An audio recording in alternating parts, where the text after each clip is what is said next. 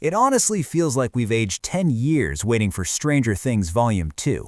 Netflix really said, "Merry Christmas, now go ruin your family dinner." Volume 2 drops on Christmas Day, the finale hits on New Year's Eve, and make no mistake, this isn't filler. This is the calm before the apocalypse. Because by the end of this season, Hawkins won't just change, time itself might break. Vecna has a plan. Will may be more powerful than 11. That black smoke isn't what you think, and one character might not survive the finale. Let's go deep into the Upside Down and break everything down.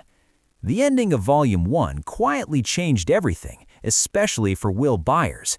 The episode literally calls him Will the Wise, and that's not just a D&D reference, it's a transformation.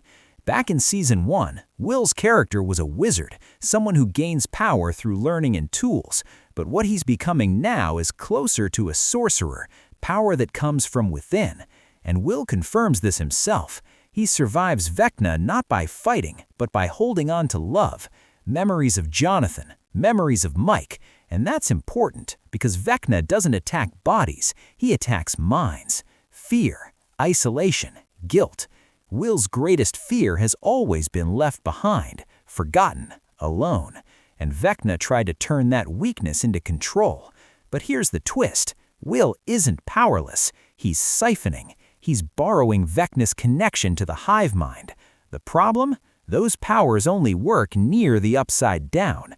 So if Vecna disappears, Will might lose everything. That black substance coming out of mouths? That's not goo. It's Mind Flayer particles, a living hive intelligence from what Dustin calls the abyss. And here's the scary theory. What if Vecna doesn't control the particles? What if the particles control Vecna? Henry Creel didn't become a monster overnight.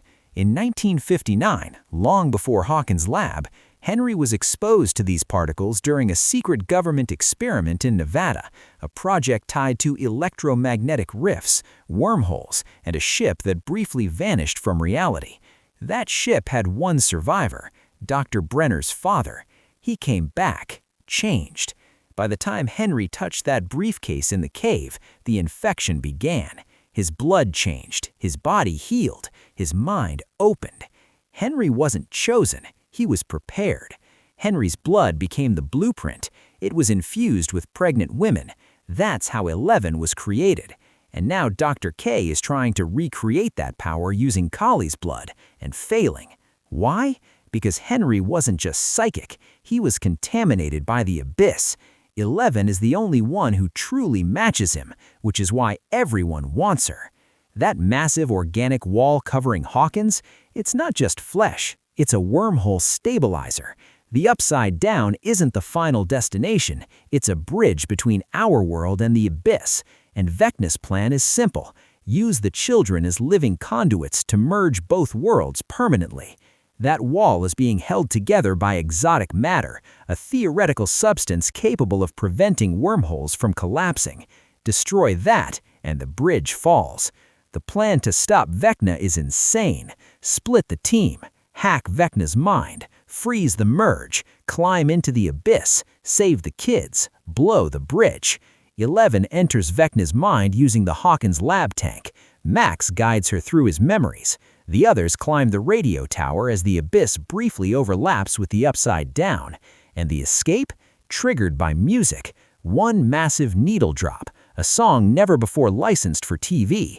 My bet? Queen. Who Wants to Live Forever? Let's talk sacrifices. Will staying behind? Huge red flag.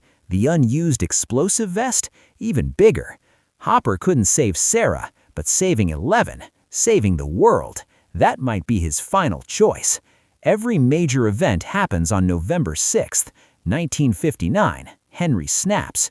1983, Will disappears. 1987, the final battle. 24 years apart. 24 hours in a day, 12 children, 12 clock positions. Vecna isn't just conquering Hawkins, he's trying to break time itself. Mike tells a D&D story about a party that doesn't return home, but finds peace near 3 waterfalls. Millie Brown Booth was reportedly filming in Iceland, a place with 3 massive waterfalls. Coincidence? Maybe. Or maybe 11's future isn't Hawkins. Maybe it's isolation, protection, or something far beyond our world. Nancy and Jonathan ending peacefully? Right call. Dustin giving Steve Eddie's spear? Heartbreaking. Eddie returning as Kaz the Bloody-Handed? Unlikely, but not impossible. And Joyce and Hopper? Two parents trying to protect kids who were never meant to be normal. One episode left, one chance to stop Vecna, one final roll of the dice. Stranger Things isn't ending with a monster fight. It's ending with sacrifice, love, and consequences. And whatever happens next, Hawkins will never be the same. So don't forget to subscribe. Thanks for watching. See you in the next one.